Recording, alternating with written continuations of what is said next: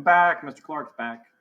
Time to take a look at 14.6 as we look at some of the ongoing issues and divisions as France moves forward in the 1800s. Some of the objectives for this particular section will be listing out the domestic and foreign policies of Napoleon III. You see Napoleon III pictured down the bottom. Describe the challenges and political reforms of the Third French Republic. And then we'll look at one of the more controversial events in French history, the Alfred Dreyfus affair, which divided France and contributed to the growth of the Zionist movement during the 1800s. Top center, you see the Eiffel Tower. I would assume most can recognize that as the iconic landmark in France. Eiffel, who designed the tower and the structure, interestingly enough, in the late 1800s, he also designed the gift from the French government to the United States, which was the Statue of Liberty. The actual internal, design of both the Eiffel Tower and the Statue of Liberty are very similar, with the difference being the Statue of Liberty had the kind of the ceramic, encasement over the top of the metal interior, where the Eiffel Tower is merely a metal structure.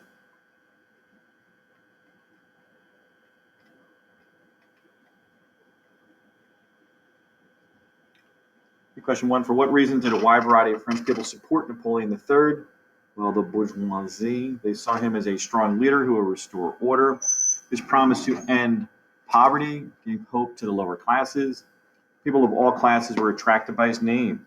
Obviously, Napoleon is an iconic name in French history, a reminder of the days when France was powerful. Napoleon Bonaparte was his uncle, who had towered not just in France as the Emperor of France, but also somebody who dominated all of Europe.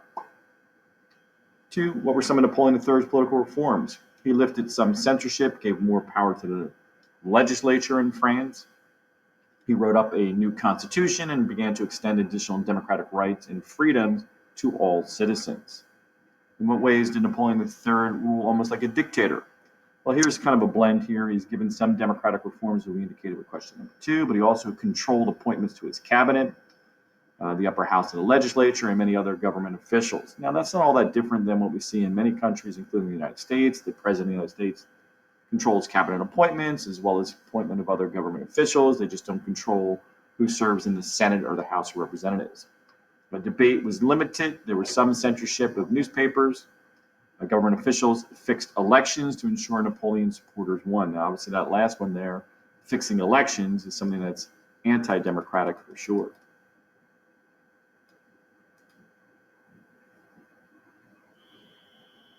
4, what actions did Mexican patriots take during Napoleon III's rule?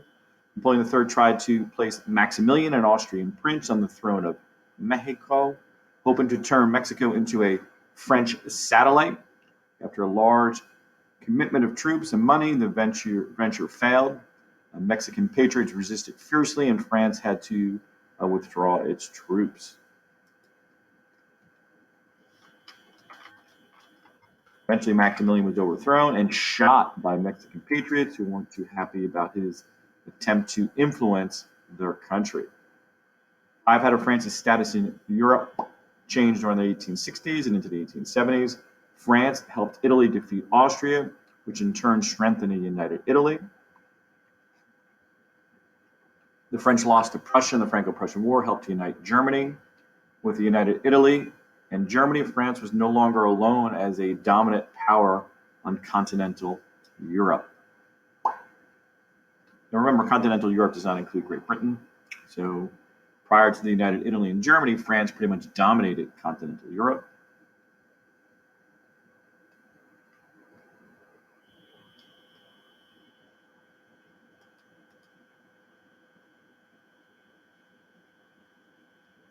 Six, in what ways do the Communards hope to change the government?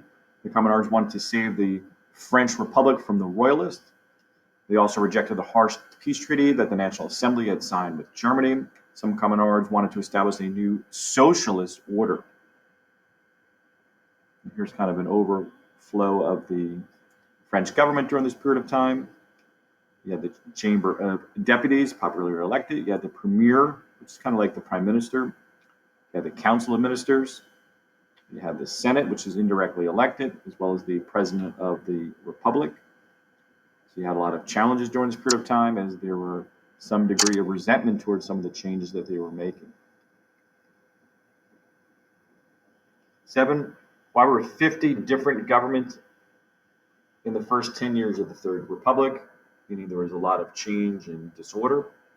There were a lot of coalition governments comprised of many different parties. Coalition governments often are unstable. If one party deserts a coalition, the government might lose its majority and then fails. And then, of course, new elections must be held. So the way it kind of works in many countries is the political party that's in power gets to choose, let's say, the premier or the president of the republic, or in the case of Great Britain, the prime minister is the person who's in charge of the government, and they are the leader of the political party that's in power in the British Parliament. Next, we'll look at a little political cartoon. Pretty good cartoon during this period of time. Use visual information. Look at the political cartoon about Boulanger. What did the cartoon portray him as kind of the head of the parade? Well, General Boulanger rallied royalists, workers, the military, and ultranationalists eager for revenge against Germany. Accused of plotting to overthrow the Republic, he proved to be a false leader built up by reports in the press. So they were basically blindly following him, as you can see in the cartoon. That's kind of the message. And different members of the government kind of just playing the drums and kind of marching along behind him. And Viva la Emperor, you can see on the one banner there, kind of supporting him as perhaps the new leader of the country. We'll move now into numbering. I got a little misnumbering here, so just give me I don't know why that happened. I'll have to renumber as we go through. Who was Alfred Dreyfus?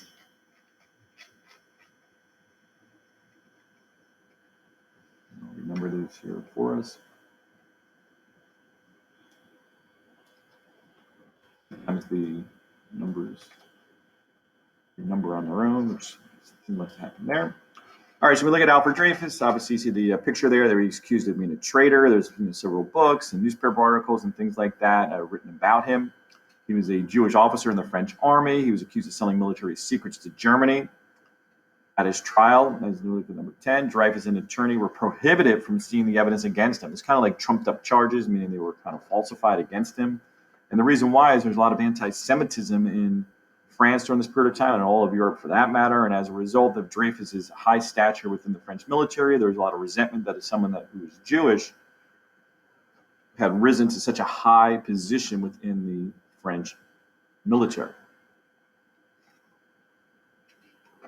You can see with question 11, not only did he rise to a high position, he was the highest ranking member in the history of the country who was Jewish. So after he was accused of selling these secrets to Germany, and obviously Germany being the arch enemy of France, it's no higher crime than helping the Germans. He was sentenced to life imprisonment on Devil's Island.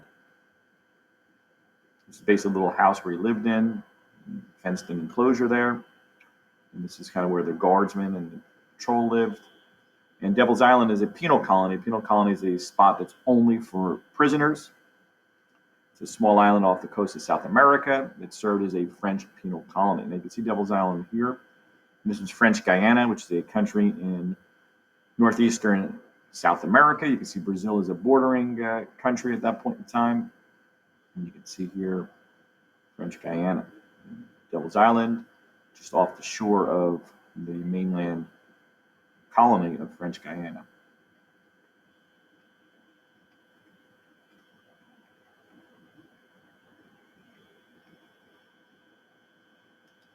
Right. 13, what impact did the Dreyfus affair have on French politics? The scandal erupted in French newspapers, and more French citizens spoke out against the French government. As the evidence was not necessarily clear, and a lot of people began to question the validity of the evidence and fearing a revolution. The French government had been a lot of pressure and decided to reopen the case and reinvestigate some of the actual evidence. In 1906, as you can see the photograph there, they finally overturned the decision. However, he had lost 8 years of his life, spending 1898 through 1906 on Devil's Island, serving an unjust sentence in prison because of anti-Semitism. What did the Dreyfus Affair reveal about French society? It revealed there was extreme anti-Semitism in French society. As a result, the Hungarian Jewish journalist Theodor Herzl, living in France at the time, called for the Zionist movement to deal with anti-Semitism throughout Europe. The Zionist movement called for the establishment of an independent Jewish state in Palestine. Now, of course, this idea coming out in the early 1900s, it would take a little less than a half century later, they would have Israel established as a homeland for Jews.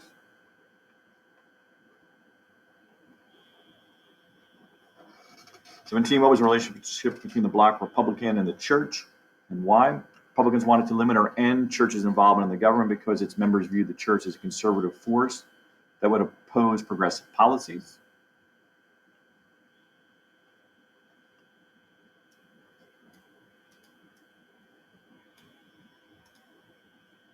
18, what is one possible reason that French women did not get to vote until after World War II?